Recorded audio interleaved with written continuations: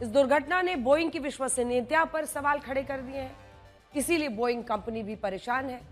लगातार उसके शेयर्स में भी गिरावट आ रही है। अब सभी की नजर इस विमान के ब्लैक बॉक्स पर है, जो इस हादसे की पूरी गुत्थी को सुलझाएगा।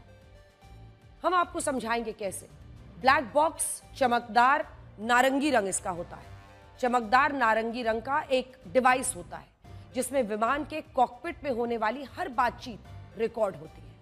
इसमें पायलट, एयर ट्रैफिक कंट्रोल जो एटीसी है, पायलट और एटीसी के बीच जितनी भी बातचीत होती है, इसके साथ साथ अगर दोनों पायलट आपस में बात करें, यानी कैप्टन सुमित सभरवाल ने अपने को पायलट से जितनी बातें की हैं वो भी रिकॉर्ड हो जाएंगी।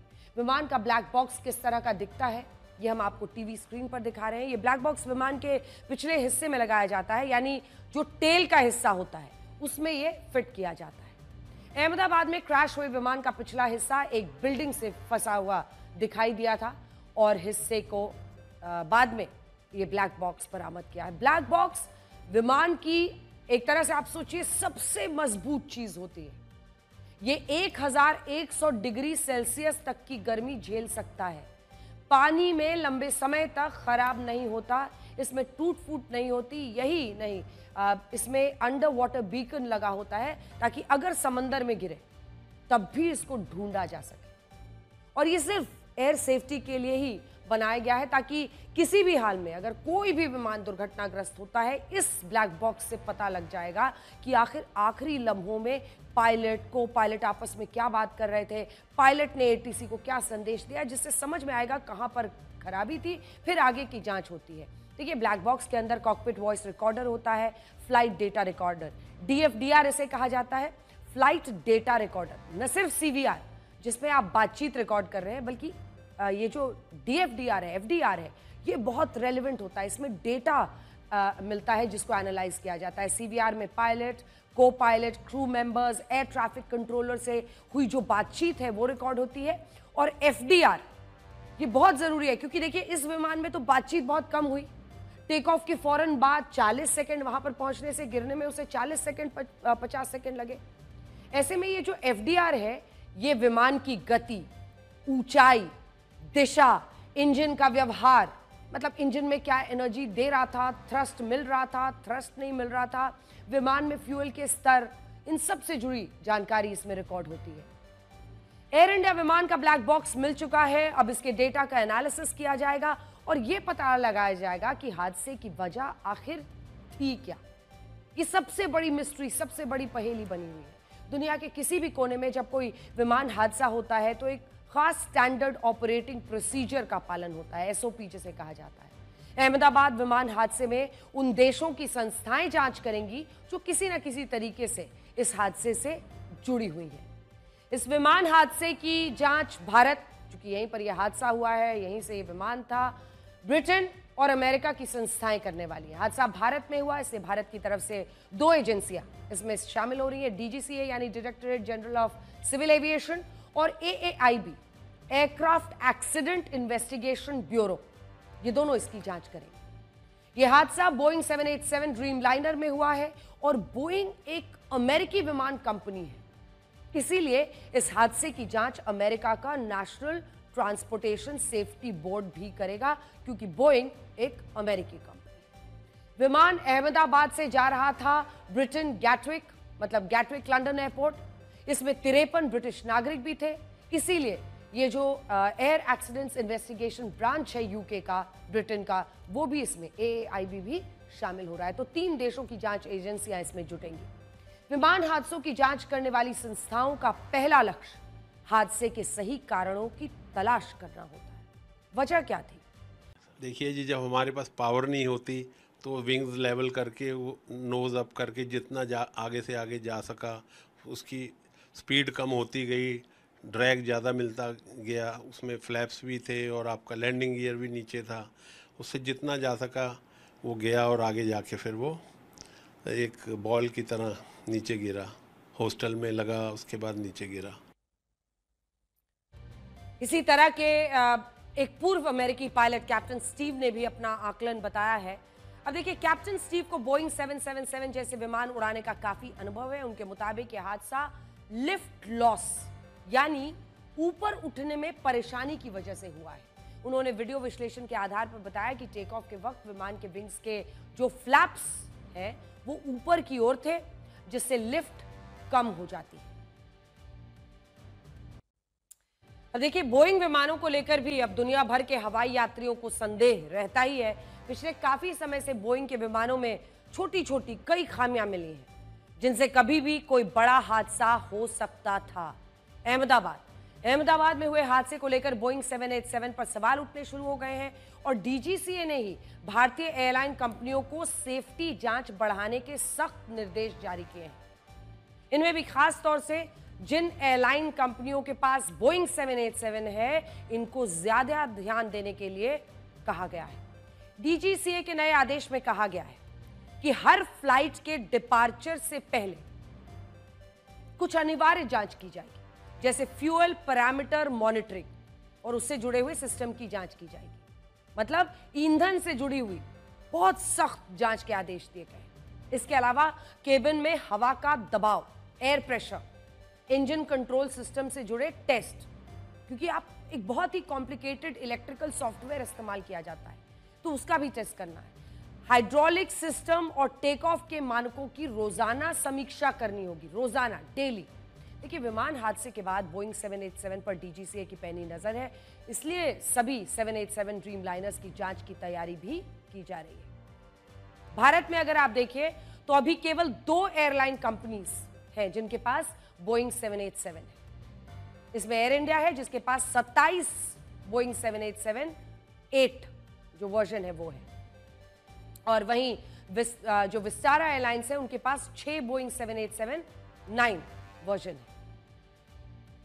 दुनिया के 30 देशों की एयरलाइन कंपनियों में कुल 398 बोइंग 787-8 विमान इस्तेमाल की जाती हैं। इसमें अमेरिका, जहां अमेरिकी एयरलाइंस के पास 82, यूके जहां पर 25, कतर जहां पर 30, भारत के पास 27, चीन के पास 26, जापान के पास 67, सिंगापुर के पास 12 और ऑस्ट्रेलिया के पास 11 बोइंग 787-8 वर्जन है। बोइंग के विमानों पर, मतलब इस वक्त भी जब हम चर्चा कर रहे हैं, इतनी कंपनियों के बोइंग विमान आसमान में टेक ऑफ लैंडिंग कर रहे हैं। बोइंग के विमानों पर एविएशन एक्सपर्ट सवाल उठाते रहे हैं। बोइंग पर हमेशा से खराब क्वालिटी के पार्ट्स इस्तेमाल करने के आरोप लगे हैं। पिछले ही साल अमेरिका के अलास्का में 16,000 फीट की ऊंचाई पर उड़ रहे बोइंग 737 विमान का दरवाजा टूटकर गिर गया। इस वीडियो ने, इन तस्वीरों ने पूरे विश्व को हैरान कर दिया था। इस मामले में यूएस कांग्रेस में बोइंग के तत्कालीन सीईओ डेव कालोन जो है, उनकी पेशी हुई थी और वहां उनसे बोइंग कंपनी की लापरवाही को लेकर सवाल जवाब किए गए थे। उस सुनवाई का एक हिस्सा हम आपको सुनवाते हैं। आप भी दंग रह जाएंगे कि सामने बैठा व्यक्ति कुछ जवाब ही नहीं दे पा रहा है। आपको भी पता चलेगा बोइंग कंपनी को लेकर कितने गंभीर सवाल खड़े हो रहे हैं, उसके क्वालिटी कंट्रोल को लेकर, उसके सुरक्षा मानकों को लेकर लापरवाही पर। सुनिए। तो सुना आपने, जो मोटी तनख्वाह बोइंग के इन अधिकारी को मिल रही थी, उसकी चर्चा करते हुए सेनेटर ने सख्त सवाल दागे और सामने से कोई भी जवाब नहीं आ रहा था। सुरक्षा मानकों, सुरक्षा जांच में जिस तरह का मखौल उड़ाया जा रहा है, होटल के की कार्ड, चीज के कपड़े से, मतलब ऐसी ऐसी चीजों की उन्होंने चर्चा की जिसमें खुलकर उन्होंने जो लापरवाही सुरक्षा मानकों में है उस पर ध्यान खींचा। सुरक्षा को लेकर खास तौर पर उन्होंने जबरदस्त तरीके से घेरा। ये देखिए, 18 जून 2024 की ये हियरिंग थी और एक साल के अंदर ये बड़ा हादसा बोइंग में हुआ है। देखिए, बोइंग विमानों को खराब पार्ट्स को लेकर वर्ष 2019 में भी सबसे बड़ा विवाद खड़ा हुआ था। बोइंग के क्वालिटी कंट्रोल इंजीनियर जॉन बर्नेट ने मीडिया को बताया था कि बोइंग कंपनी ने अपने 787 ड्रीम लाइनर को बनाने में जल्दबाजी की थी और इसीलिए उसने इस विमान में खराब पार्ट्स का इस्तेमाल किया था। इस मामले में बोइंग कंपनी के खिलाफ कोर्ट में केस चला और एक सुनवाई में जॉन बर्नेट ने यह बताया कि विमान में इस्तेमाल होने वाले कई पार्ट्स नकली हैं और विमान का इमरजेंसी ऑक्सीजन जो सिस्टम है वो भी 2M दर्जे का है।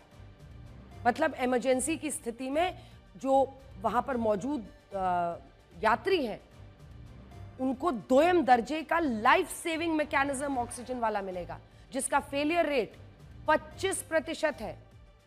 यानी 787 ड्रीमलाइनर के केबिन में उड़ते समय हवा का दबाव कम हुआ तो विमान के 25% हिस्से में बैठे यात्रियों का दम घुटने लगेगा।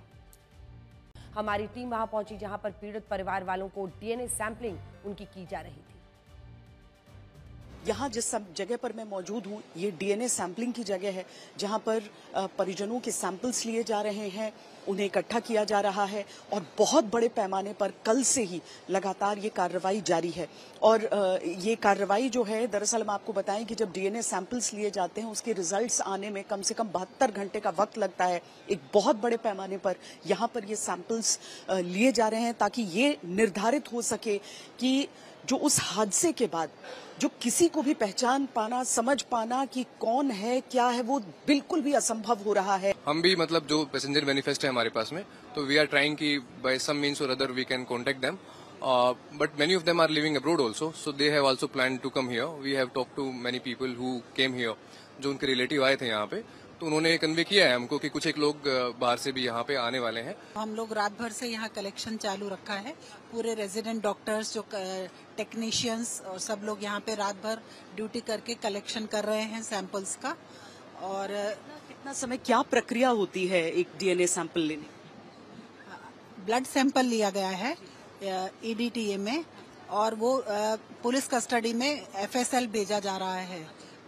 तो रात भर सैंपल का ट्रांसपोर्टेशन एफएसएल जो कलेक्ट कर रहे हैं वो जाएगा एफएसएल के लैब में और वहाँ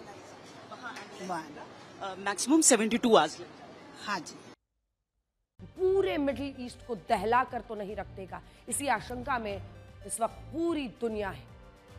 हालांकि अगर आप देखिए तो ईरान और इजराइल का युद्ध तो पिछले कई वर्षों से चल रहा है, लेकिन ईरान इजराइल से सीधे नहीं, कभी सीधे नहीं लड़ता था। वो प्रॉक्सीज के जरिए लड़ता था। वो प्रॉक्सीज मतलब जो ईरान की तरफ से इजराइल से सीधे भिड़ते थे, जैसे हमास हो, ऐसे तमाम जो खूंखार कट्टरवादी संगठन है, हमास हो, हिजबुल्लाह हो, हूती हो, ऐसे संगठनों को वो फंड करता था, लड़ाके पहुंचाता था और उनके जरिए इजराइल को अटैक कराता था। खुलकर कभी ईरान सामने आया नहीं था, लेकिन इजराइल भी लगातार ईरान के खिलाफ बोलता रहा है, धमकी देता रहा है, दुनिया को चेतावनी भी देता रहा है। लेकिन इजराइल ने ईरान पर पहली बार ऐसा अटैक किया है और ये अटैक इजराइल की शानदार प्लानिंग का एक अजीबो-गरीब मिलिट्री एक्सेलेंस का उदाहरण है। इजराइल तकनीकी तौर पर एक बहुत ज्यादा सक्षम देश माना जाता है, तो ईरान के पास भी मिसाइल्स की ताकत है। इसलिए आइए आपको इजराइल और ईरान की एक तुलना जरा दिखाते हैं और ये समझाने की कोशिश करते हैं कि पलड़ा आखिर किसका भारी है अगर युद्ध की नौबत आती है। तो क्षेत्रफल के हिसाब से ईरान इजराइल से 74 गुना बड़ा है। ईरान का क्षेत्रफल अगर 16.5 लाख वर्ग किलोमीटर है तो इजराइल का क्षेत्रफल बहुत कम 22,145 वर्ग किलोमीटर है। दोनों की आबादी में कोई तुलना नहीं है। ईरान को पॉपुलेशन की जो पॉपुलेशन है वो करीब 9 करोड़ है, तो पूरे इजराइल की सिर्फ 96 लाख, यानी 1 करोड़ भी नहीं। लेकिन जीडीपी के मामले में इजराइल ईरान से बहुत आगे है। ईरान का जीडीपी अगर 38.7 लाख करोड़ रुपए है तो वहीं इजराइल का 44.2 लाख करोड़। दोनों की एयरफोर्स की तुलना करें तो इजराइल का पलड़ा भारी है। ईरान के पास 551 एयरक्राफ्ट्स हैं, इजराइल के पास उससे कहीं ज्यादा 611, जिनमें से ज्यादातर मॉडर्न है। फाइटर जेट्स में भी इजराइल आगे है। ईरान के पास 188 है तो इजराइल के पास 240। आर्मी और नेवी पावर में ईरान आगे है। ईरान के पास 65,825 बख्तरबंद गाड़ियां हैं, जबकि इजराइल के पास 35,985। ईरान के पास 1,713 टैंक्स हैं, इजराइल के पास 1,300। नेवी की फ्लीट स्ट्रेंथ में ईरान आगे है। ईरान के पास 107 है, इजराइल के पास 62। सबमरीन्स ईरान के पास 19 हैं और इजराइल के पास सिर्फ 5। लेकिन इसकी संभावना कम ही है कि इजराइल और ईरान के बीच कोई कन्वेंशनल वॉर की नौबत आए, यानी कि परंपरागत तरीके से लड़ाई हो, इसकी संभावना ना के बराबर दिखती है। लेकिन दोनों की अटैक जो ताकत है वो मिसाइल अटैक है, इसीलिए दोनों की मिसाइल्स की तुलना भी बहुत जरूरी है। मिसाइलों में ईरान का पलड़ा भारी है। ईरान के पास 3000 के करीब बैलिस्टिक और क्रूज मिसाइल्स हैं, जिनमें से ज्यादातर शॉर्ट मीडियम रेंज की हैं, जबकि इजराइल के पास अगर आप देखें तो इजराइल के पास 1300 मिसाइलें हैं और ज्यादातर लॉन्ग रेंज की हैं। जैसे ईरान के पास अधिकतम दूरी की मिसाइल सेजल 2 है जिसकी रेंज है 2000 किलोमीटर, जबकि इजराइल के पास जो सबसे लंबी दूरी की मिसाइल है वो जेरिको 3 जिसकी रेंज है लगभग 4800 से 6500 किलोमीटर, 6500 किलोमीटर, और न्यूक्लियर हथियार भी ले जाने में ये सक्षम है। इसके अलावा ईरान के पास शहाब 3 मिसाइल है, शहाब 3 मिसाइल, रेंज 1300 से 2000 किलोमीटर। इजराइल के पास जेरिको 2 है जिसकी रेंज है 1500 से 3500 किलोमीटर। फिर छोटी दूरी के लिए अगर देखें तो ईरान के पास फतेह 110 मिसाइल है जिसकी रेंज है 300 से 500 किलोमीटर। इसके जवाब में इजराइल के पास शॉर्ट रेंज का है जलियाज क्रूज मिसाइल 250 किलोमीटर की रेंज वाला। यानी इजराइल के पास भले ही मिसाइल्स कम हो लेकिन उसकी जो भी मिसाइल्स हैं वो ज्यादा इंपैक्टफुल हैं यानी प्रभावी हैं, लेकिन ताकत के नंबर में अगर आप देखिए तो ईरान की